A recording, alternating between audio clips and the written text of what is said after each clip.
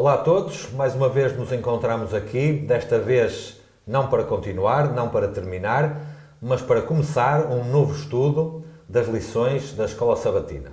Desta vez, o assunto que nos traz aqui é o livro de Apocalipse. Acredito que muitos daqueles que estão a estudar terão uma edição diferente desta, mas esta é a edição portuguesa das lições da Escola Sabatina sobre o livro de Apocalipse, como dissemos, que nos vão ocupar desde janeiro até março.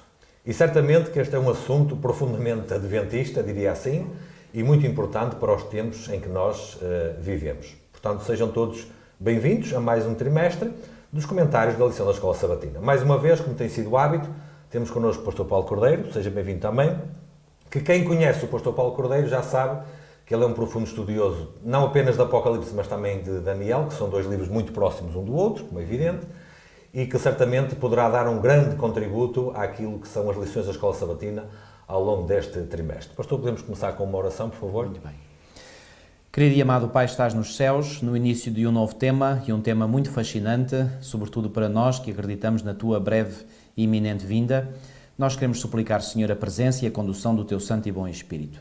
Sabemos que sem Ele nada podemos fazer, nada sabemos, mas nós queremos, Senhor, que Ele esteja verdadeiramente ao leme do nosso estudo, da nossa apresentação destes maravilhosos temas, e que tudo aquilo que nós possamos aqui dizer possa estar em harmonia com a Tua santa e divina vontade e de acordo com a interpretação mais correta da Tua palavra. Abençoa-nos, pois, Senhor, abençoa também todos aqueles que nos ouvirem, que eles possam, Senhor, sentir desejo de aprofundar o estudo deste livro, para que assim possam receber muitas bênçãos que Tu tens em reserva para todos aqueles, Senhor, que se predispõem a ler, a guardar todo o conteúdo deste livro de Apocalipse. Fica, pois, connosco, tudo isto nós te pedimos e pela fé te agradecemos em nome de Jesus. Amém.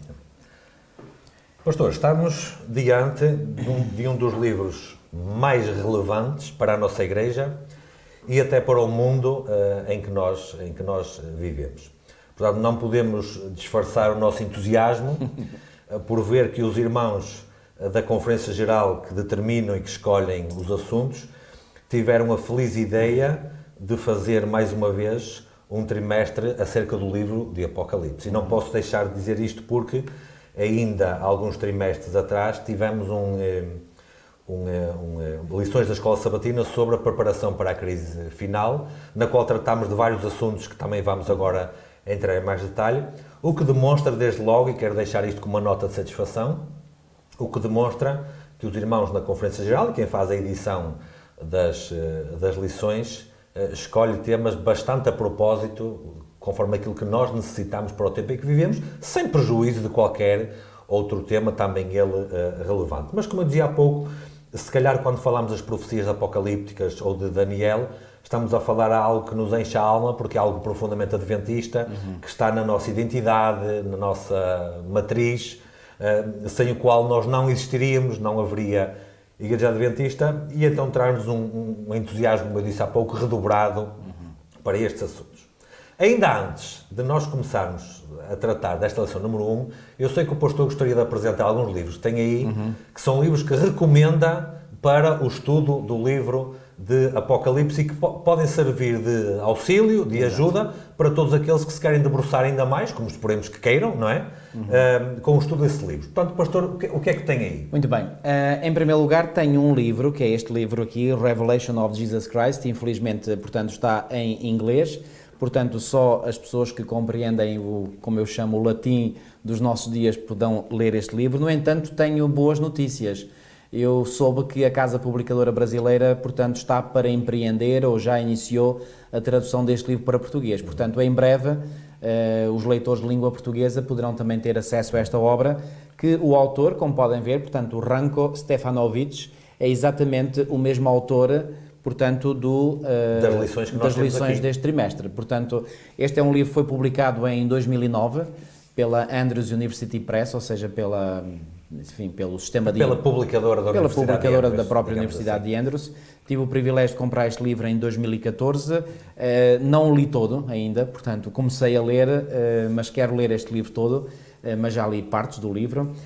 Um outro livro... Digamos já agora, pastor, se nós ficarmos satisfeitos e entusiasmados, repetindo mais uma vez a palavra, com estas lições, esse livro ainda mais em detalhe vai tratar dos assuntos que o autor aborda aqui, com toda a certeza. É evidente que o autor, e pelo que me apercebi já nestas primeiras lições, o autor é muito sumário, é muito tem que conciso. ser limitado próprio do formato das lições da Escola Sabatina. Evidente, portanto não poderia ser de outra maneira. Mas às vezes dá uma vantagem, é que quando nós temos muito, eu falo por mim, quando eu tenho pouco tempo ou pouco espaço para dizer ou para escrever algo, então eu tento ser o mais conciso possível.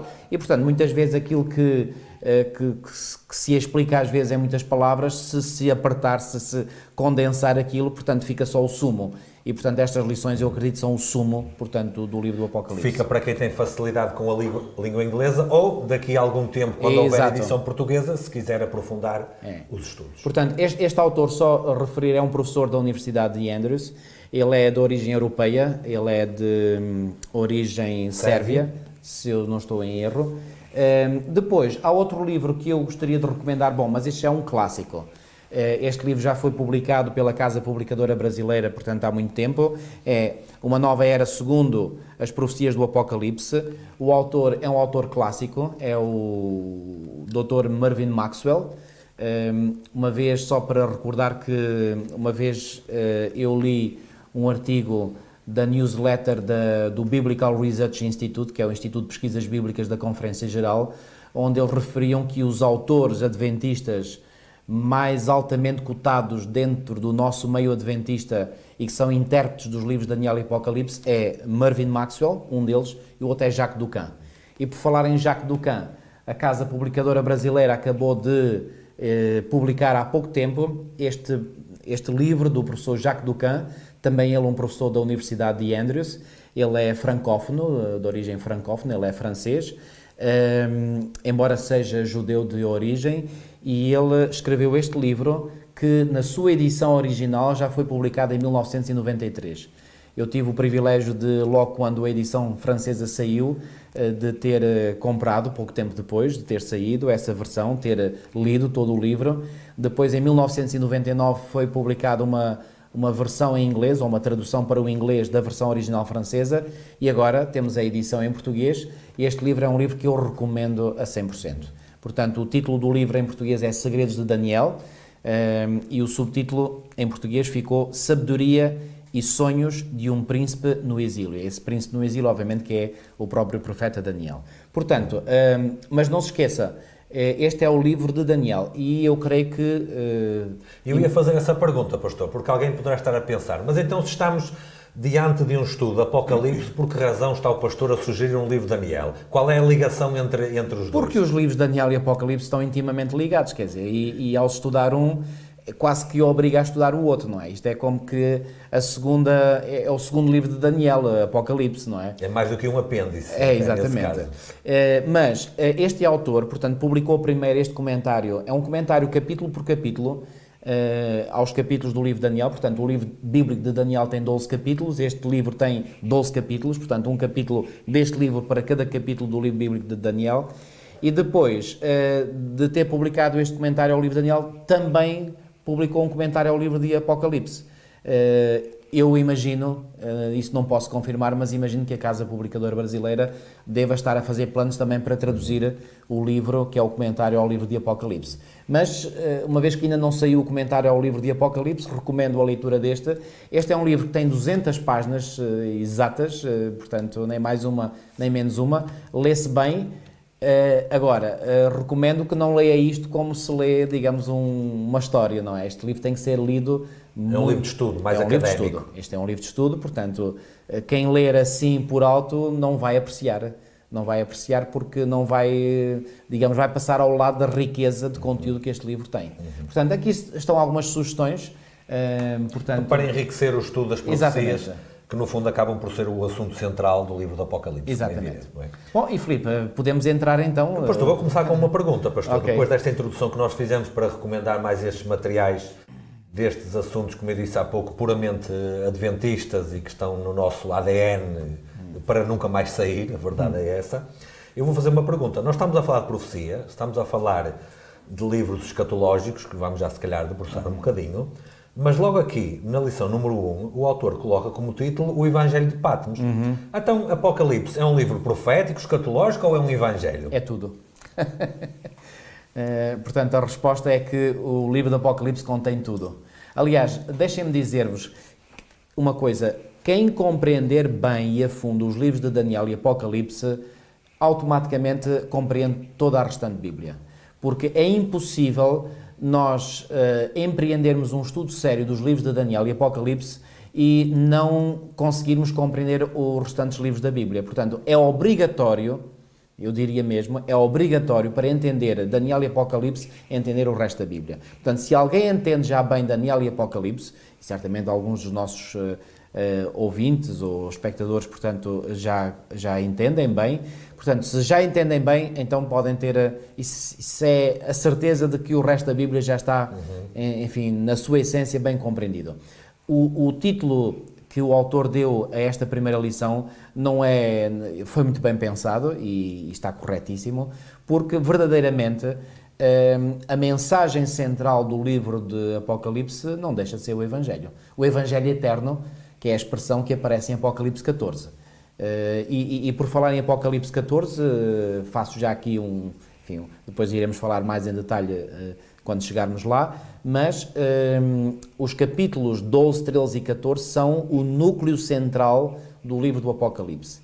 E na mentalidade hebraica, o mais importante fica no centro. Eu já disse isto aqui em vezes anteriores. Portanto, quando chegarmos aos capítulos 12, 13 e 14 de Apocalipse, aí vamos, portanto, abordar a própria essência, o cerne do livro do Apocalipse.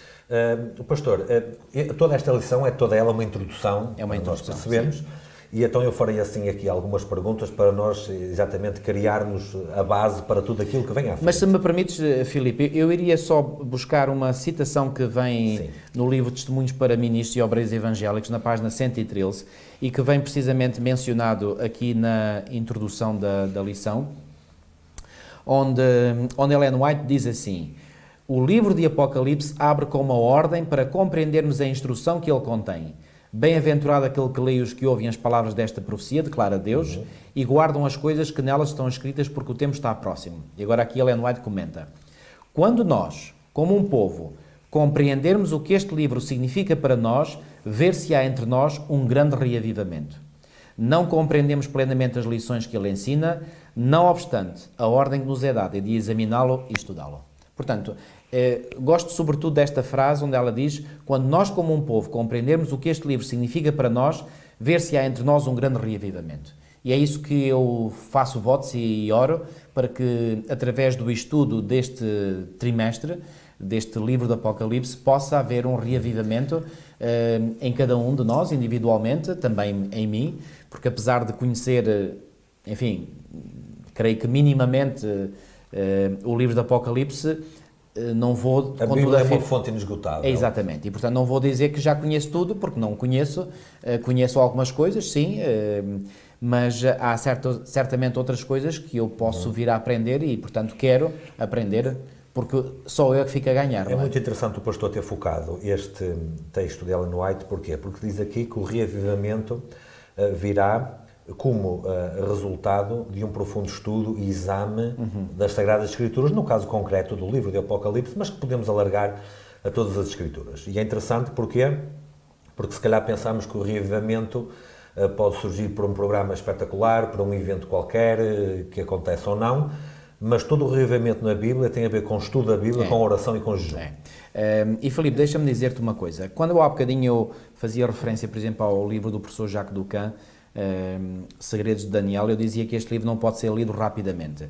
O mesmo eu aconselho para o estudo deste trimensário, para o livro de Apocalipse, e por uma razão muito simples. Quando nós estamos a estudar estes livros proféticos, Daniel e Apocalipse, a matéria é tão profunda, os temas são tão vastos, tão abrangentes, tão profundos, que nós somos confrontados inevitavelmente com a necessidade de fazer reorganizações mentais. Ou seja, os nossos pensamentos têm que se reorganizar. Portanto, aquilo que demora tempo não é a leitura em si. O que demora tempo é que, enquanto estamos a ler, nós temos de estar a reorganizar os nossos pensamentos, a nossa estrutura mental, a forma de pensar, para nos adaptarmos, portanto, àquilo que a Bíblia nos quer transmitir. Adequar os nossos conceitos àquilo que estamos a aprender. Exatamente. Portanto, há uma grande ginástica mental que tem de ser feita porque, repara, a nossa mente no estado natural desculpem-me esta expressão, não quero ofender ninguém, mas é massa bruta. E, portanto, quando nós somos confrontados com a palavra de Deus, a massa começa a ser moldada. A massa começa a ser moldada. E nós temos que dar tempo para que essa massa cinzenta possa ser moldada por aquilo que a revelação nos indica. Se não fizermos esse trabalho, se não passarmos por essa moldagem... É superficial. Nós passamos ao lado do essencial deste livro. Pastor, há pouco falávamos do Evangelho, e na verdade o Evangelho no grego quer dizer as boas novas, ou as boas notícias.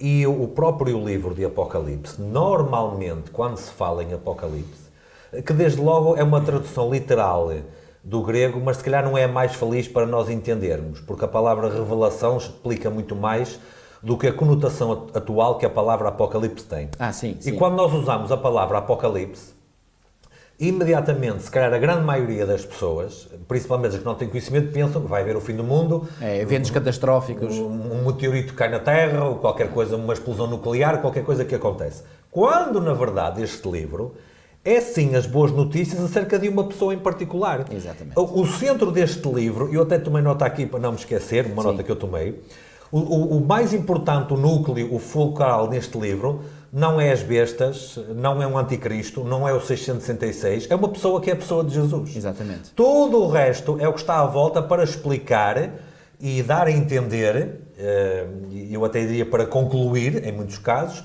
aquilo que é um grande conflito entre essa pessoa e o seu arqui-inimigo desde sempre, no qual o seu povo está envolvido.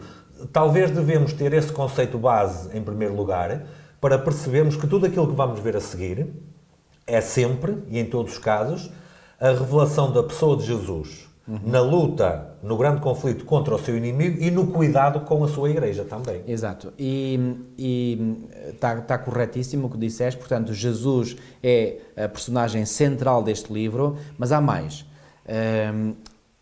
Como personagem central deste livro, aliás, aqui na lição de domingo, quando falo do título do livro, portanto, o título do livro é a revelação de Jesus Cristo.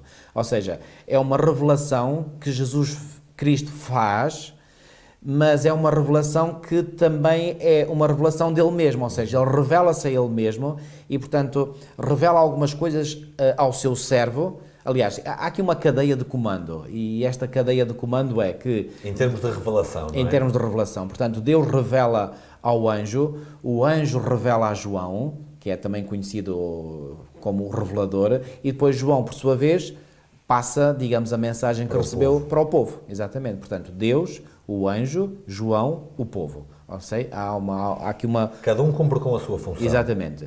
E, portanto, o que Jesus revela acerca dele próprio e de acontecimentos futuros, porque muito do conteúdo, aliás, é o que a lição de segunda-feira aqui também nos diz, portanto que a predição de eventos ocupa a maior parte do conteúdo do livro, e é verdade. Agora, porquê que Jesus revelou eventos futuros? Para que uma noção muito clara pudesse ficar na mente e bem alicerçada na mente do seu povo. E a noção é esta: Deus está no controle dos acontecimentos humanos. Isto, eu nunca me canso de enfatizar este aspecto, porque quando nós estudamos a fundo, quer o livro de Daniel, quer o livro de Apocalipse, essa é a conclusão inevitável a que seremos obrigados a chegar. Deus está no controle dos acontecimentos. Repara, Filipe, se Deus não estivesse no controle dos acontecimentos, então as profecias não se cumpriam. Ou seja, escapavam, ele imaginava, portanto, que os acontecimentos iriam numa direção, mas depois a própria história dos acontecimentos provava que aquela predição tinha sido errada. E nós que estamos 19 séculos depois da redação deste livro, temos essa vantagem sobre o próprio João. É que João escreveu, faleceu e não viu a grande maioria do cumprimento daquilo que ele escreveu. Exatamente. Nós hoje já podemos olhar para 19 séculos e perceber, eu até costumo dizer, pastor, está de acordo certamente, a profecia é mais matemática do que a própria matemática, até. Aquilo bate sempre tudo certinho. Ou seja, é só nós olharmos para a história e perceber onde é que isto se encaixa. Exatamente. Ao mesmo tempo, perguntamos, Se até agora tudo encaixou certinho, por que razão duvidarei que daqui para a frente também não vai encaixar? Exatamente. Portanto, ao termos esta revelação vinda da parte de Jesus Cristo sobre acontecimentos e ao olharmos agora para a história, porque a profecia é a história contada antecipadamente. Aliás, a profecia, até costuma-se dizer que é o contrário do jornal. O jornal tem as notícias de ontem, a profecia tem as notícias da manhã. É isso. E também a profecia não é comparável ao boletim meteorológico. Exato. Porque o boletim meteorológico é uma previsão, a profecia é um anúncio. É um anúncio. Ou é uma previsão garantida. Garantida. Ou seja, não há aqui... Não pode falhar. Não falha. Se diz não que vai falha estar mesmo. sol, vai estar sol. E, portanto, se Jesus, com muitos séculos de antecedência, prevê que vai acontecer este acontecimento, e mais aquele, e mais aquele, e mais aquele outro, então, e nós vemos depois na história que esses acontecimentos aconteceram, o que é que isto prova? Que o Senhor está no controle dos acontecimentos, porque se não estivesse no controle, algum deles iria escapar ao seu controle e, portanto, iria acontecer algo diferente daquilo que tinha sido previsto. Ora, é este estudo que nos ajuda a interiorizar esta certeza que Deus está no pleno controle dos acontecimentos humanos. Isto, para mim, é o suprassumo do estudo dos livros de Daniel e Apocalipse. Isto enche-me o meu coração completamente. E descansa as nossas perplexidades para com este mundo. Fico tão aliviado, tão descansado por saber... Reparem, eu não quero exagerar, mas eu dou por mim muitas vezes, várias vezes ao dia a pensar, Deus está no comando.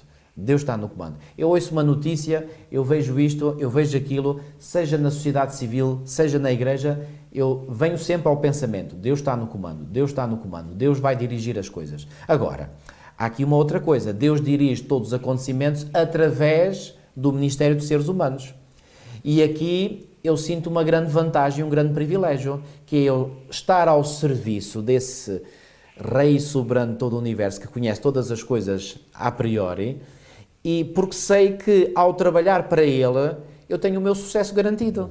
Isso dá-me outra segurança enorme, quer dizer... Ouvi alguém a dizer uma vez, pastor, fiquem descansados, eu li o fim da Bíblia e Jesus ganha. Ouvi alguém a dizer isso. Reparem, por exemplo, quando uma pessoa vai à procura de um emprego, essa pessoa nunca pode ter uma certeza absoluta se está a fazer uma boa escolha ou não. Se aquele patrão que lhe vai dar o emprego é uma pessoa de confiança ou não é. Pode ser, pode não ser, não é? Só o tempo é que o dirá. Só o tempo é que o dirá. Mas imagina, por exemplo, que alguém recebe esse trabalho e depois consegue ver, pela forma como o patrão trata os seus empregados, pela forma como a empresa funciona, que as coisas funcionam muito bem, então ele fica contente. Bom, eu tenho uma super vantagem. E a minha vantagem é que eu trabalho para um senhor, para um patrão que nunca falha. E, portanto, ele já tudo o que ele disse, eu sei que se vai cumprir. E, portanto, se eu trabalho em íntima parceria com ele, uma vez que ele vai ganhar, então eu sei que se eu estiver ligado a ele, eu vou ganhar com ele. Ou seja, isto é uma vantagem enormíssima. As circunstâncias é que dependem de Deus, não é Deus que depende das circunstâncias. Evidente. Ó pastor... Alguns poderão pensar, deixa-me só comentar Sim. mais, alguns poderão pensar, o pastor é interesseiro, e eu disse, eu responderei, claro que sou. Então, pois eu tenho todo o interesse, repare, eu não ando aqui a viver por ver viver os outros. Eu tenho um objetivo e o meu objetivo é ser vitorioso nesta vida. Agora, eu sei que a única forma de ser vitorioso é ligando-me ao maior vitorioso de todos os tempos, ao maior vitorioso da história, que é o Rei dos Reis e Senhor dos Senhores. E, portanto, eu fiz a minha escolha e continuo a querer atualizar essa escolha de estar ligado ao Senhor Jesus Cristo, porque eu sei que com Ele a vitória é certa, o sucesso é garantido. Portanto, sou interesseiro, pois sou. Aliás, toda a Bíblia é a demonstração disso que o pastor acabou de dizer. Exatamente. E eu não conheço ninguém que tenha sido defraudado por confiar nesse mesmo Senhor. Bem pelo contrário. Pastor, há pouco, nós quando falámos acerca da palavra Apocalipse, que é uma tradução literal do termo grego, que no fundo... É Apocalipsis. Sim, que no fundo o que quer dizer é revelação. A revelação. E logo na primeira frase do livro diz isso mesmo, a revelação de Jesus Cristo. Exatamente. Em 3 palavras resumo o que nós dissemos até agora. Isto contraria totalmente uma teoria, ou uma doutrina, ou um princípio, nem sei como se deve dizer, de alguns teólogos, de algumas denominações que dizem que o livro do Apocalipse é um segredo demasiado grande e que nós nunca o podemos compreender. É um mistério. Um mistério. Então, quer dizer, então, se é uma revelação, é uma coisa que está aberta à compreensão. Exatamente. Senão não era uma revelação, era um encobrimento, era qualquer coisa. Exatamente. Ou seja, cai por terra essa ideia de que não podemos compreendê-lo. Agora, uma das razões que eu acredito, e o autor fala isso na parte de terça-feira, uma das razões que leva pessoas a ficarem perplexas e não entenderem é que a esmagadora maioria do livro usa uma linguagem simbólica e não uma linguagem literal. Isso. E este é um ponto muito importante que devemos perceber, pastor, porque, como eu disse há pouco, nós hoje olhamos para os 19 séculos de história que passaram desde a redação deste livro, que já agora foi mais ou menos no final do primeiro século, como sabemos, não sabemos ao certo o ano, mas foi. Eu creio que esta estimativa que eu irei dar é mais ou menos correta, que é o ano 95, ou seja, portanto, a revelação que João recebeu na ilha de Patmos, ainda não falámos de Patmos, portanto, é uma pequena ilha rochosa no mar Egeu, portanto, que é uma parte do mar Mediterrâneo que está entre a Grécia e a atual Turquia, na altura era a província romana da Ásia Menor.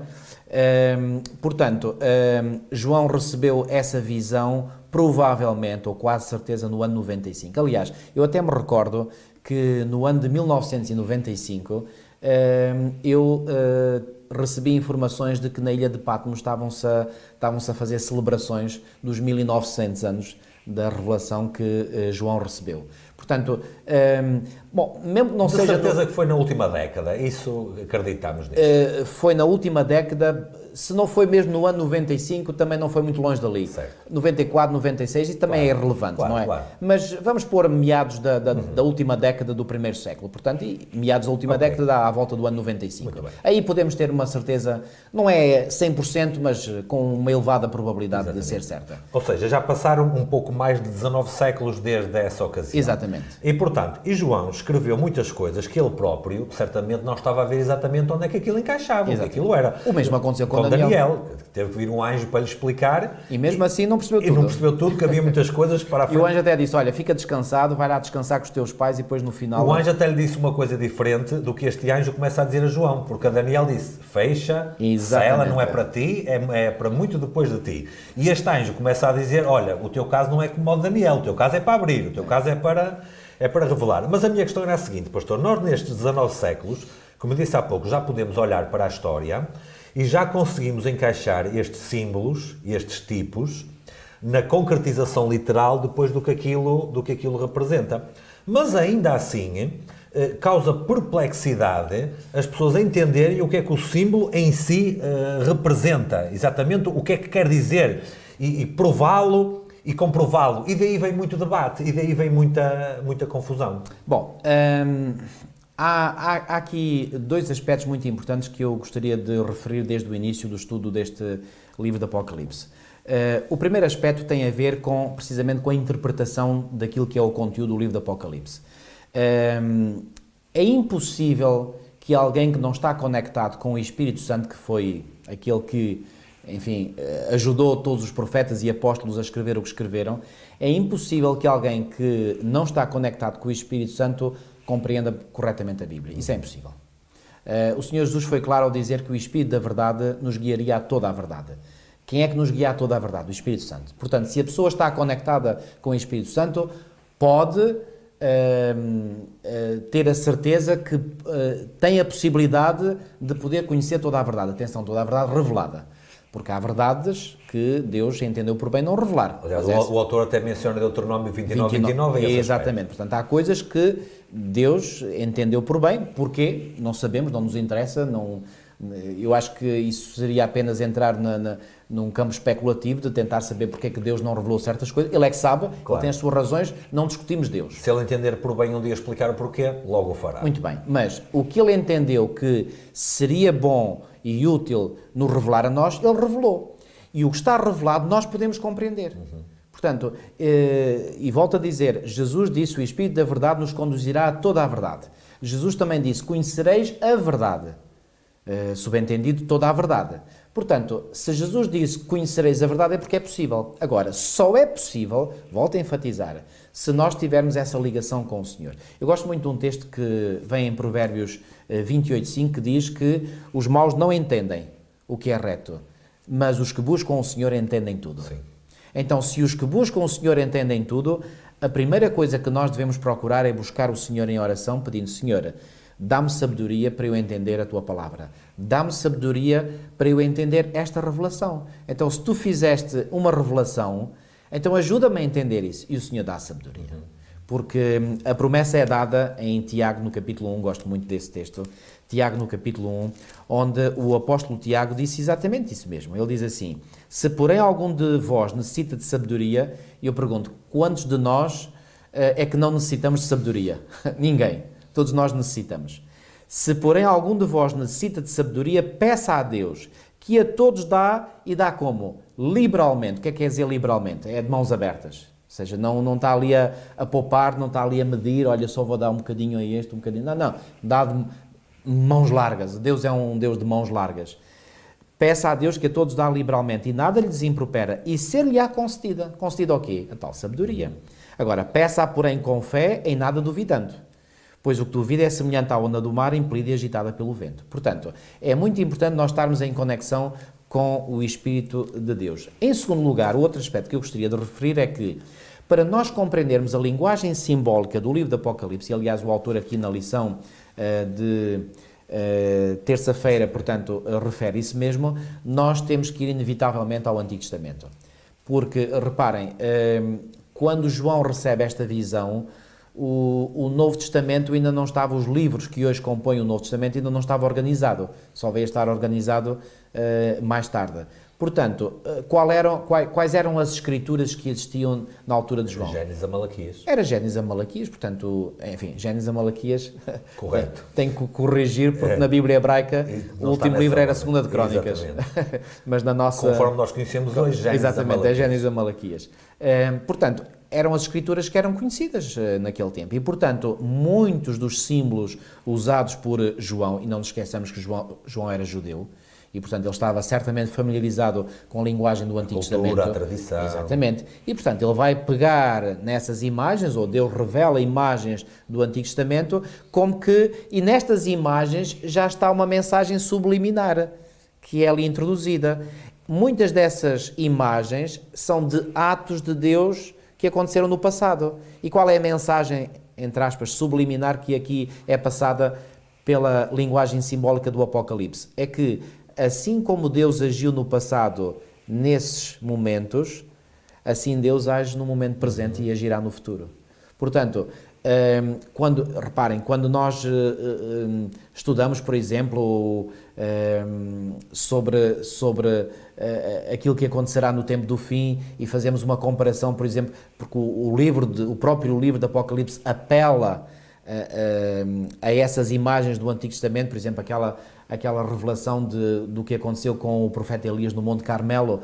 Nós temos aí uma imagem da forma como Deus agiu para proteger o seu povo num tempo de grande apostasia, portanto, do rei Acabe de Israel, e ele agiu através do seu profeta, do profeta Elias. Pois bem, isso é uma imagem daquilo que Deus fará pelo seu povo, também num tempo de grande apostasia, e através, mais uma vez, de um dos seus profetas. Com os mesmos atores e tudo. Exatamente. Pastor, eu estou aqui a lembrar-me de um exemplo que me parece ser consensual para toda a gente. João conhecia o Antigo Testamento, conforme o pastor estava a dizer, que eram as escrituras que havia. E ele conhecia o livro de Daniel. E ele conhecia Daniel 2, por exemplo. Exato. E ele sabia que a cabeça de ouro não era a cabeça de ouro que era importante, era aquilo que ela representava. Exatamente. Ele sabia que o peito de prata não era o peito de prata que era importante, era aquilo que ele representava. Exatamente. E a cintura de bronze, a mesma coisa. Ou seja, não são os símbolos em si que são importantes, Mas o que representa. mas o que os símbolos representam. E João vivia num tempo em que ele, nessa representação, já tinha chegado às pernas. Que era as pernas de ferro, que ele vivia no tempo do Império Romano. Aliás, os romanos é que o levaram para Patmos, como sabemos. Quer dizer, alguém disse uma vez, Satanás, como diz a tradição, nem num caldeirão de azeite o conseguiu matar, tiveram que o levar para uma ilha deserta para se verem livres dele. Viram-se livres dele, mas Deus foi lá usá-lo ainda assim. Isto para dizer o quê? Quando o próprio João olhava, estou a citar exemplo, para Daniel 2, e via o sonho em si, e depois a concretização literal do que o sonho representava, ele estava familiarizado, como o pastor estava a dizer, com a imagem de símbolo, com o uso de símbolos, com o uso de imagens. Sim.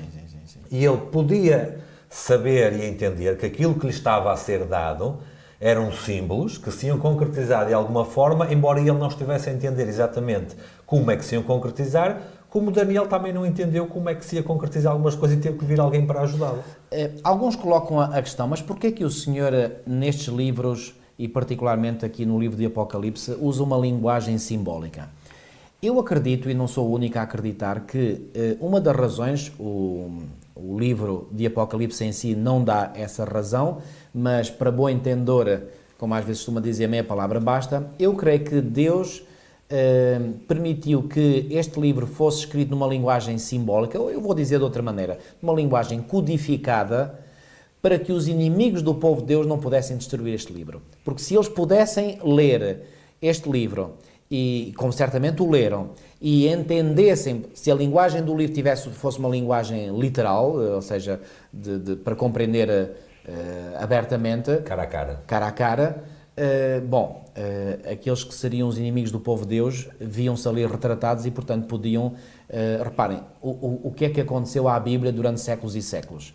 Ela foi quase exterminada, não chegou a ser, porque Deus esteve sempre no controle.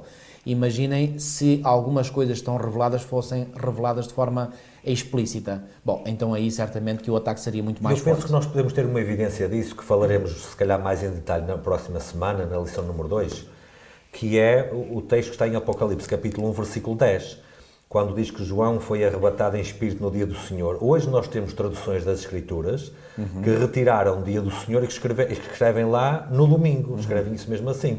Portanto, podemos ter aqui uma pequena evidência de que aqueles que, eu vou usar aqui uma expressão minha, que não gostam muito de se verem retratados negativamente no livro, correriam para alterar tudo aquilo que fosse assim tão explícito quanto isso. Eu há bocadinho disse que no livro do Apocalipse não existe, portanto, a indicação da razão porque é que o livro foi escrito com linguagem simbólica. Mas nós sabemos, por exemplo, no ministério terreno de Jesus, Jesus utilizou muitas vezes parábolas. Certo. E as parábolas usam também uma linguagem simbólica. Ninguém, com o mínimo bom senso, vai interpretar as parábolas como sendo, portanto, linguagem literal. Temos a parábola do semeador, que logo a seguir o próprio Jesus dá a explicação do que é que aquilo quer dizer. Exatamente, exatamente. E, portanto, olha, precisamente quando o Senhor falou da parábola do semeador, diz aqui em Mateus, no capítulo 13 e no versículo 10, então se aproximaram os discípulos e lhe perguntaram, por que lhes falas por parábolas? Por outras palavras, podíamos traduzir esta pergunta dos discípulos como sendo, por que falas por linguagem simbólica? Porque é que não dizes logo diretamente Porque é que não dizes logo, dizer? exatamente. E poderíamos certamente usar esta mesma questão que os discípulos colocaram a Jesus, como dizendo, ó Senhor, porquê que falas com linguagem simbólica no livro do Apocalipse? E reparem na resposta que Jesus vai dar no versículo a seguir, no versículo 11. Ao que respondeu, porque a vós outros é dado conhecer os mistérios do reino dos céus, mas àqueles não lhes é isso concedido. Então o que é que o Senhor deu aqui como resposta? Olha, vocês compreendem, eu falo em parábolas e vocês percebem, mas há outros que não percebem. Será que poderíamos aplicar este princípio ao livro do Apocalipse? Eu creio que sim. Ou seja, Deus sabia que o seu povo iria entender a mensagem do livro do Apocalipse, mas havia outros que não iriam entender. E esses não iriam entender, ainda bem que não iriam entender, porque se entendessem, era pior para o povo de Deus. E, portanto, assim o Senhor codificou. Isto é como, por exemplo, num sistema de comunicações entre militares. Por exemplo, eu felizmente nunca fiz o serviço militar. Quando eu fiz recurso ao objetor de consciência, tinha acabado de sair a lei do objetor de consciência aqui em Portugal. Eu fui dos primeiros logo a fazer esse pedido, isto já no ano 1985. Mas já ouvi pessoas que andaram, portanto, olha, por exemplo, o meu sogro andou no serviço militar em África. Eu andei no serviço militar. Não andei em campanha, em guerra, mas andei no serviço Mas o meu sogro andou mesmo em guerra. E o que é que acontece? Muitas vezes ele falava que aqueles indivíduos, ele era enfermeiro, mas havia indivíduos que eram responsáveis pelas transmissões. Portanto, e uma coluna militar, por exemplo, ia sempre um radiotransmissor, era assim que chamavam, ou seja, um indivíduo que levava um rádio e esse indivíduo comunicava através da rádio com a base, com o quartel, ou enfim, com o comando. Agora, como é que essa mensagem era feita? Não era em linguagem simples, claro, direta. Vamos passar na rua X à hora X. Ou seja, aquilo era tudo mensagem codificada. Pois bem, o livro do Apocalipse, eu acredito, foi escrito em linguagem simbólica, em linguagem codificada, para os inimigos do povo de Deus não entenderem a mensagem, a comunicação entre Deus e o seu povo. Porque senão o seu povo ainda iria sofrer mais. Mesmo assim já sofreu tanto, imagina se a linguagem tivesse sido clara. Portanto, a linguagem codificada é... Chegam aqui os pagãos, os ímpios, aqueles que não querem saber de Deus para nada, não percebem nada. E uma ocasião Ainda bem que não percebem. Eu encontrei na internet, que isto hoje encontra-se tudo na internet, até foi por acidente, nem sei muito bem como, não sei se era um pastor, mas um religioso qualquer americano, que tinha escrito um livro porque finalmente todos os segredos do Apocalipse estavam revelados. E eu tive curiosidade, e a minha curiosidade aumentou quando vi que ele oferecia o livro gratuitamente, então pedi. Se fosse para comprar, sinceramente não comprava. Mas pedi o livro. Era um livro não muito grande, talvez menos do que isto assim, e eu fui ver alguns comentários que ele fazia, e comparando aquilo que estava lá naquele livro, que não li todo, sinceramente fui ler a explicação para o Apocalipse 12, 13 e 14, curiosamente, foi logo que me chamou mais a atenção, e outras coisas. Comparando esse livro com aquilo que a Igreja Adventista me ensinou a mim deste livro, aquilo nem para limpar o chão aquilo servia, autenticamente. Era uma coisa tão sem sal nenhum, coisas tão sem sentido, que não... Enfim, eu acho que foi aquilo, o título devia ser A Minha Opinião sobre o Apocalipse, era assim que devia ser o título. E porquê? Porque não fazia um uso coerente e rigoroso desses símbolos, contrastando ou comparando com o resto da Sagrada Escritura que nós vimos atrás. E, portanto, porquê é que eu estou a usar este exemplo, pastor? Porque, apesar de, logo à primeira vista, não estar ali explícita a mensagem que se quer passar, não cabe ao leitor definir o que é que aquilo quer dizer, mas cabe à própria Bíblia, quando analisada para trás e para a frente, um pouco aqui e um pouco ali, determinar o que é que aquilo quer dizer. Exatamente. Porque os mesmos símbolos, as mesmas expressões, as mesmas ideias, são usadas noutras partes da Sagrada Escritura, e o que querem dizer num lado tem que querer dizer no outro. Exatamente. O tipo tem que bater com o antítipo. Não pode ser o que me dá na cabeça agora, que eu acho que pode ser assim, e vai ser assim. Porque senão, então, no mundo temos 7 mil milhões de interpretações sobre o livro de Apocalipse. Exato. Cada uma daria a sua. Exatamente. A própria Bíblia é que explica a própria Aliás, Bíblia. esse é um princípio hermenêutico, e aqui a palavra hermenêutico, para aqueles que possam não entender, Eu ia introduzir a hermenêutica daqui a pouco, sim, mas força. Significa, portanto, a arte de interpretar, portanto, um texto, neste caso o texto bíblico, daí falaste da hermenêutica bíblica. Portanto, a hermenêutica bíblica que nós, adventistas do sétimo dia, sempre aceitamos é a hermenêutica bíblica que Ellen White defendeu, é a hermenêutica bíblica que Guilherme Miller utilizou, é a hermenêutica bíblica que os reformadores protestantes utilizaram, e que a hermenêutica bíblica é esta: é que a Bíblia é o seu próprio intérprete. A Bíblia interpreta-se ela própria. E, portanto, eu não posso chegar aqui ao texto bíblico e projetar para o texto aquilo que eu quero. As minhas ideias. As minhas ideias. O texto é que projeta em mim as suas próprias ideias. Exatamente. Por isso é que eu há bocadinho falava que nós temos que permitir que a nossa mente se molde. E seja reconfigurada. Isso, exatamente. A nossa mente precisa ser reconfigurada de acordo com o que está aqui escrito. E não ser eu a reconfigurar a Bíblia ao meu desejo. Isso era uma hermenêutica crítica, por exemplo. Exatamente. E não a historicista literal que nós fazemos. Existe um método hermenêutico chamado, portanto, o método histórico-crítico, que faz isso mesmo, ou seja, o crítico, ou seja, o analista, o estudioso da Bíblia, é que... Diante dos seus conhecimentos pré-adquiridos, é que define o que é que a Bíblia quer dizer. Exatamente. Vamos a um exemplo prático para alguém perceber. Gênesis, capítulo 1 até capítulo 11, fala de uma criação em 6 dias literais consecutivos de 24 horas. Certo. Fala da existência... Estou aqui a fazer apenas um resumo, para exemplo. Sim. Fala da existência de um dilúvio universal. Isto é o que diz lá, literalmente. Exatamente. Uma leitura historicista literal diz que aquilo aconteceu mesmo. Sim. Mas uma leitura crítica diz, à luz dos conhecimentos científicos do evolucionismo, isto é um mito, isto é uma história. Só para citar aqui um exemplo. Temos que rejeitar isso, porque se vamos entrar por essa leitura, então nem sequer há sábado, sétimo dia, tampouco. Aliás, o método histórico-crítico, que foi uma das coisas com que eu fui logo confrontado no início do meu curso de Teologia, o método histórico-crítico, levado às suas últimas consequências, digamos assim, retira da Bíblia tudo o que é de origem sobrenatural. Exatamente. Portanto, tudo o que é de origem sobrenatural, por exemplo, a passagem do povo de Israel pelo Mar Vermelho, isso é um acontecimento que não é natural, portanto foi ali necessária a intervenção sobrenatural de Deus para esse acontecimento se dar. Bom, isso não pode ser explicado pelas leis naturais, logo sai fora.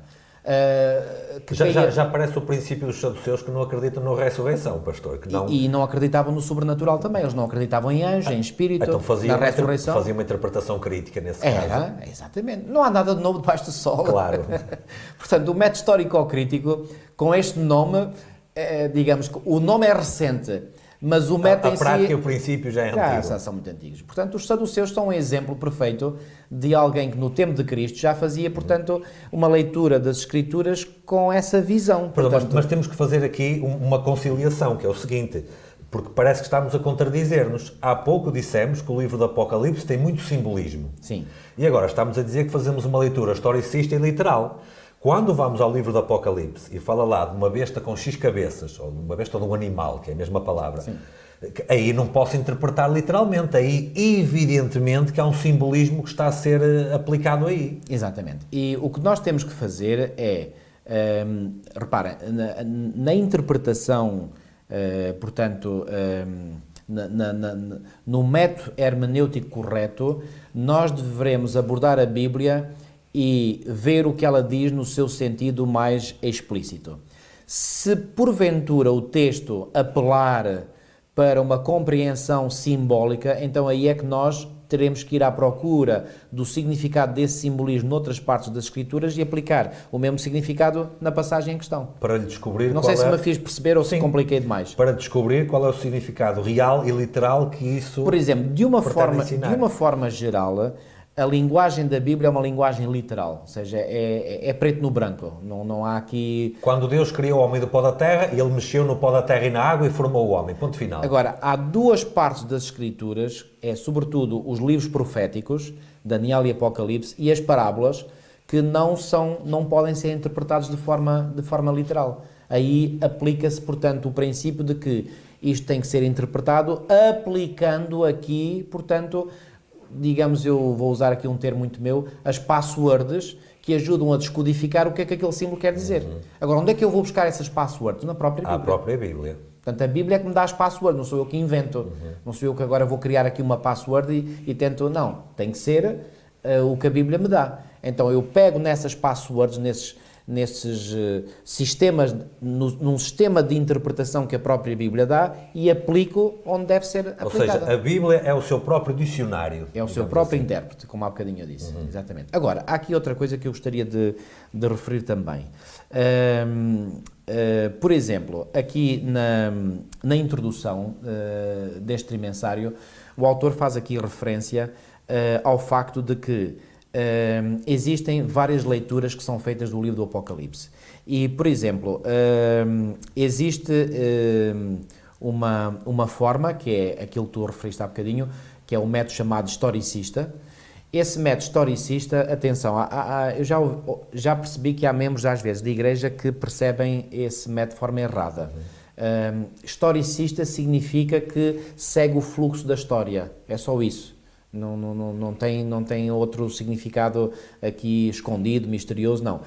O método historicista de interpretar as profecias bíblicas é entender a profecia como uma previsão de eventos que vão desde o tempo do profeta até o tempo do fim. Ou até o tempo do seu cumprimento. Ou até o tempo do seu cumprimento. Há profecias que podem não se cumprir no tempo do fim. Exatamente. Mas normalmente as profecias... escatológicas têm a ver com o tempo do fim. De Daniel e Apocalipse vão todas para o tempo do fim, chegam todas lá.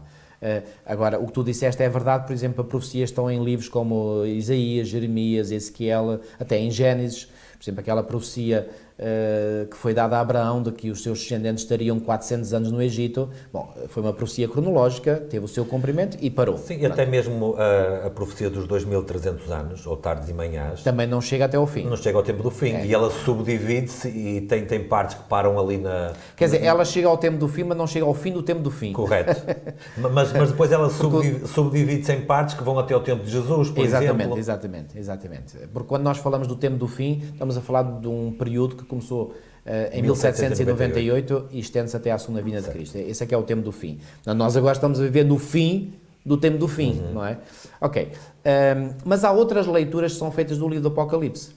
E essas leituras, uma delas é chamada o método preterista e outro é o método futurista. Bom, preterista, como o próprio nome indica, está tudo no passado. Está tudo no passado. Vem da palavra pretérito. Pretérito quer dizer passado.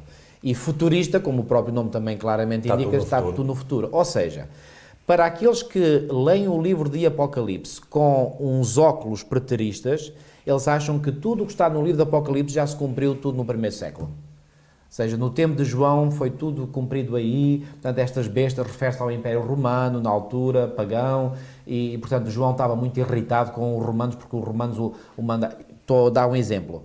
O João estava aborrecido com os romanos porque os romanos é que o exilaram na ilha de Patmos, então ele chama os romanos de bestas e, portanto, aquela besta era o Império Romano da Antiguidade. Pronto, está tudo o que o Apocalipse fala, tudo se cumpriu no primeiro século. Então, mas aí já não era profecia, já era um relato do que tinha acontecido antes. Mas essa gente não acredita em profecia, basicamente eles não acreditam.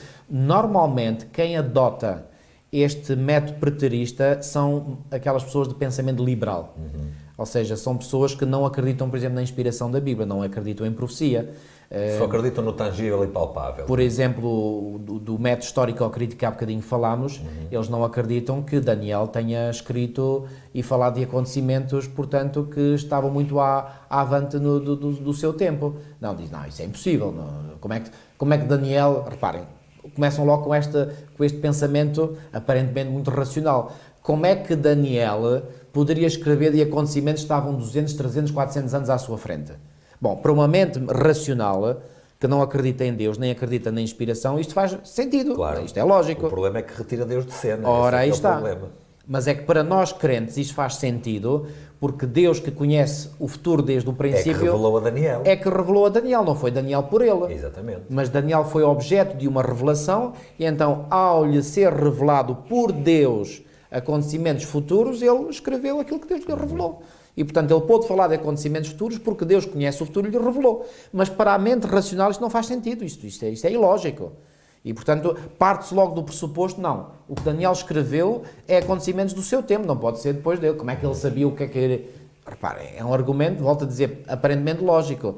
Mas lógico porque retira Deus de cena. Está debaixo de uma premissa perigosa. Exatamente. Portanto, para dizer que o método preterista é normalmente adotado por pessoas de pensamento liberal e, portanto, eles acham que João só podia ter escrito de acontecimentos que aconteceram no seu tempo. Ele não podia escrever de acontecimentos que estavam à frente do seu tempo porque ele sabia lá o que é que viria lá à frente. Este é o pensamento tipicamente racional. Agora, para aquelas pessoas que acreditam em Deus, acreditam na revelação, pois bem, eles não seguem esse método preterista, seguem, muitos deles, o método futurista. Então acham que a maior parte do que está revelado no livro do Apocalipse vai se cumprir num tempo ainda que está no futuro.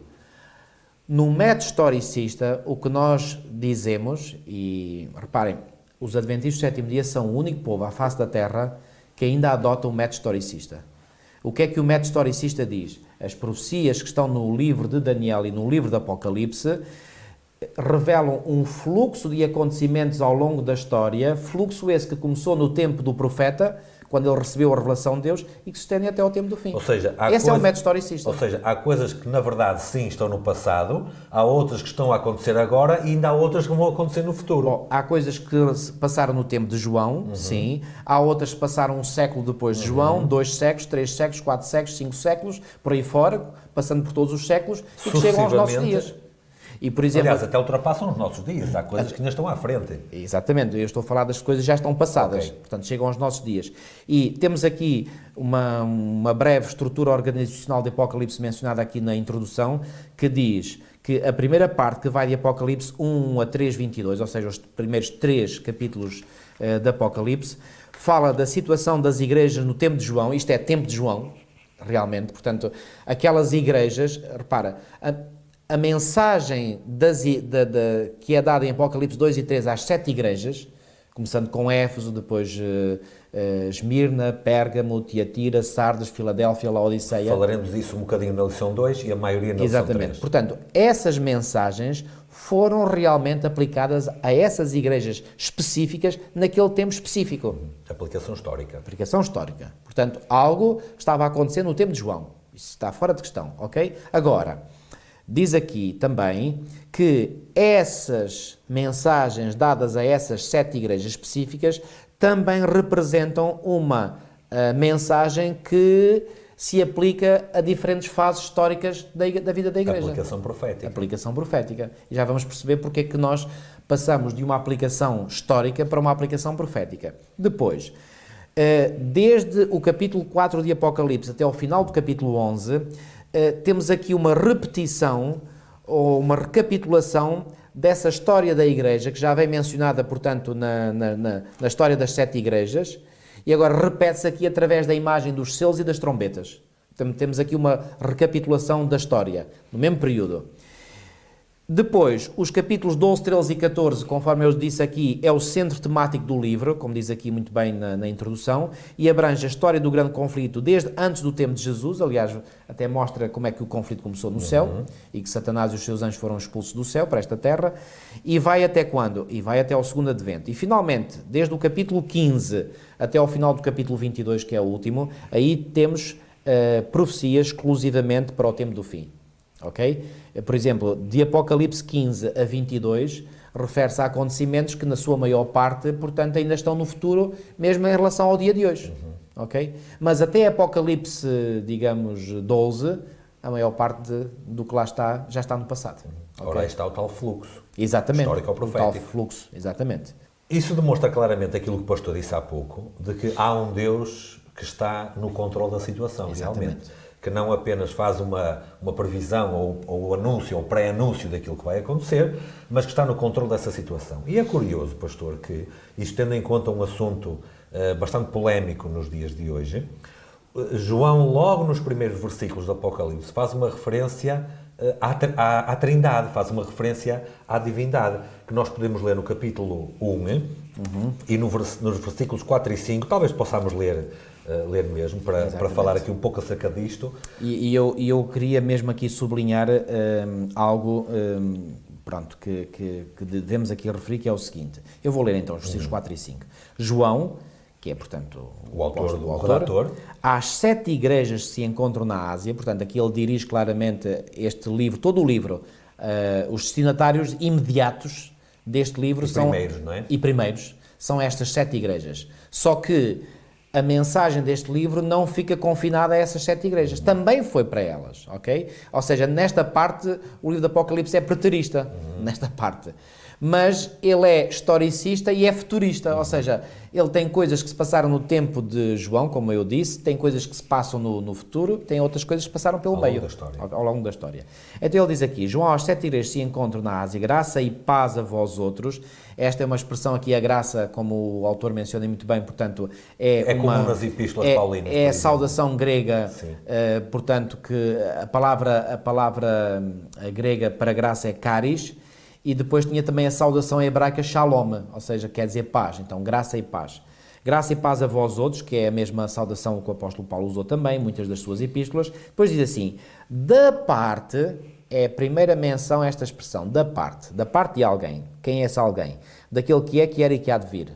Depois diz a seguir, da parte, outra segunda vez que aparece da parte, dos 7 espíritos se acham diante do seu trono. Versículo 5. E da parte, terceira vez, de Jesus Cristo, a fiel testemunha, o primogênito dos mortos e o soberano dos reis da terra. Ou seja, é da parte de 3 pessoas. É da parte de 3 pessoas, porque a expressão da parte é usada 3 vezes. Então, se é usada 3 vezes, a mensagem tem que vir de 3 pessoas. Isto é óbvio. Isso parece mais do que óbvio. Agora, como é que nós vamos conseguir identificar quem são essas pessoas? Vamos começar pelo mais simples, que é o que nos diz no versículo 5, da parte de Jesus Cristo, a fiel testemunha. Aí identifica diretamente. Aí está logo a dizer o nome, não é? A dizer Jesus Cristo, a fiel testemunha, o primogênito dos mortos. O que é que isto quer dizer? Então, alguém que esteve morto e que ressuscitou. E o soberano dos reis da terra, obviamente. Mas, quando fala aqui, na última parte do versículo 4, dos 7 espíritos, a gente diz, bom, mas 7 espíritos, será que é o Espírito Santo? Sim, é.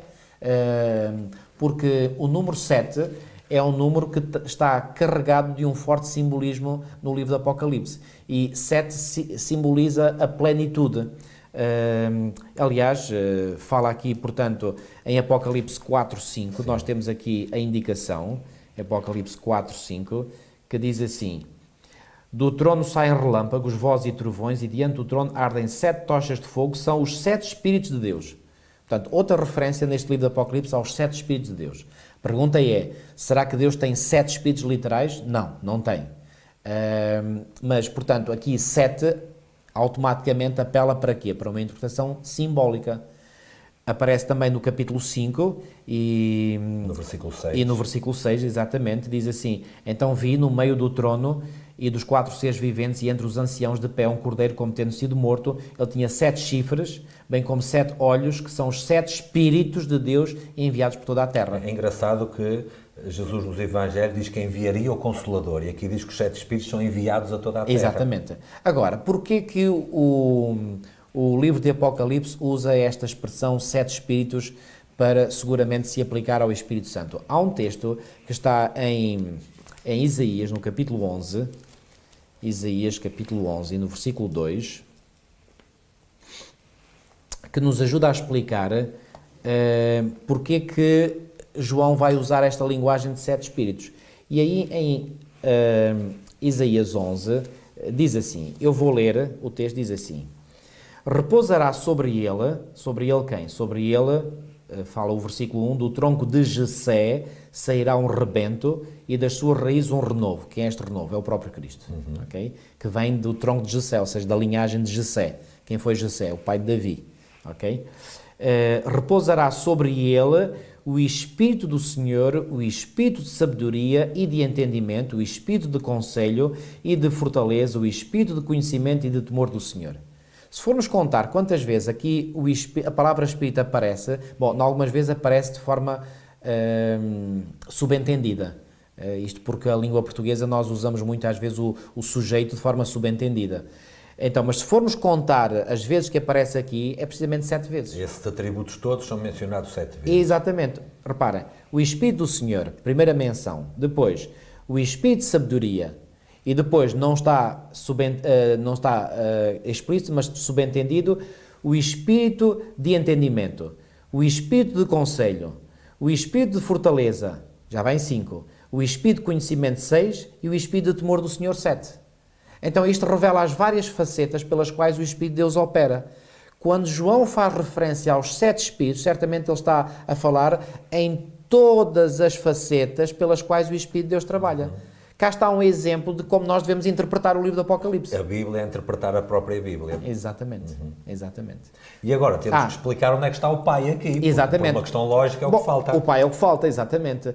E o Pai é o que falta, que é o mencionado, portanto, no versículo 4, e diz aí... Daquele que é, que era e que há de vir. Exatamente. Portanto, da parte daquele que é, que era e que há de vir. Bom, quando nós lemos isto à primeira leitura, da parte daquele que é, que era e que há de vir, isto imediatamente nos faz pensar em Jesus e na vinda de Jesus. Bom, mas só que Jesus é mencionado lá mais à frente, no versículo 5. Pois bem, esta expressão aqui, que é, que era, faz-nos lembrar, como diz aqui muito bem o autor, isto é uma referência ao nome divino Yahvé, eu sou o que sou, apontando para a existência eterna de Deus. Ou seja, portanto, é aqui um jogo de palavras que faz lembrar outra expressão que está em Êxodo 3,14, onde Deus é descrito de uma forma que, repara que aqui os 3 tempos estão presentes, é o passado, o presente e o futuro. O que é que isto quer dizer? Mostra, portanto, que Deus está... A eternidade do A eternidade de Deus, exatamente. Portanto, temos aqui a divindade claramente exposta, portanto, através do Pai, do Espírito e de Jesus Cristo. Pastor, há pouco nós dissemos que as coisas não estão lá claramente reveladas, que é para nos obrigar, no bom sentido, a um estudo, a uma pesquisa, a uma análise.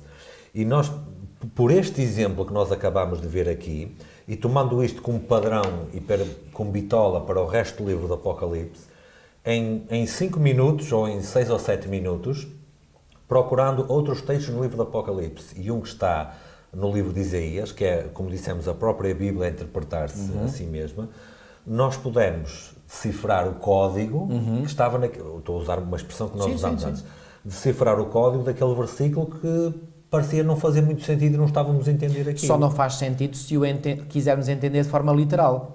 Mas se acharmos que nessa expressão está uma linguagem simbólica, então aí já faz sentido. E então isso acho que é um bom padrão para nós explicarmos aquilo que dissemos há pouco que devemos fazer no restante do livro do Apocalipse. Pastor, certamente, bom, a lição número 1 foi uma introdução, a verdade é esta, para nós criarmos aqui algumas bases. E certamente que todas as outras 12 lições que estão à frente serão proveitosas para entendermos este livro tão crucial que nós temos aqui. E deixa-me só, mais uma vez, já falámos disso, mas eu vou só dar mais uma pequenina ênfase aqui, na lição de quinta-feira, quando fala aqui do tema central do Apocalipse. Sim. Todos os eventos que foram perdidos, todos eles têm um ponto focal, e esse ponto focal é a segunda vinda de Cristo. Portanto... Até a estátua de Daniel 2, por exemplo, o ponto terminante, culminante, é a segunda vinda de Jesus, e estamos a falar de 600 ou 500 anos antes da primeira. Exatamente. Até. Portanto, este livro foi claramente escrito com uma intenção, com um propósito. E esse propósito foi alimentar a fé do povo de Deus ao longo destes séculos da dispensação cristã. Quando eu falo em dispensação cristã, estou a falar no tempo que decorre entre a primeira e a segunda vinda de Cristo. E, portanto, o povo de Deus já passou por situações terríveis, mas nesses momentos terríveis, a mensagem do livro do Apocalipse tem alimentado, fortalecido, encorajado, já o fez no passado, ao longo de muitos séculos, continua a fazê-lo hoje, tem alimentado a fé, a esperança, a coragem do povo de Deus. E, sobretudo, quando os nossos pensamentos estão, Jesus vai vir. E quando Ele vier, Ele vai pôr um ponto final neste mundo de dor, de sofrimento, de morte, de tanta crueldade. Fiquemos com essa certeza enquanto estudarmos com o maior afinco possível aquilo que diz o livro do Apocalipse. Amém. Vamos terminar com uma oração. Muito bem. Senhor nosso Deus, nosso Pai, nós te queremos agradecer por aquilo que podemos partilhar e porque percebemos que Tu não nos deixas órfãos nem abandonados e nos dás a Sagrada Escritura para estarmos preparados para viver este tempo. Amém. Obrigado por toda a revelação que nós temos. Obrigado pelos homens no passado que sofreram para deixar isto para nós hoje, Senhor. E ajuda-nos a querer, com grande vontade, com grande empenho e dedicação, estudar este assunto deste livro que prepara a nossa mente e prepara o nosso espírito para as cenas que estão mesmo à nossa frente. Amém. Abençoa cada um ao longo deste trimestre no seu estudo diário, sucessivo e consecutivo das Sagradas Escrituras e que o Espírito Santo possa abençoar cada um para entender aquilo que a revelação nos diz. Amém. Isto é o que nós te pedimos e te agradecemos em nome de Jesus. Amém. Amém. Terminamos o estudo da lição número 1. Nós voltamos na próxima semana com a lição número 2. Até mais.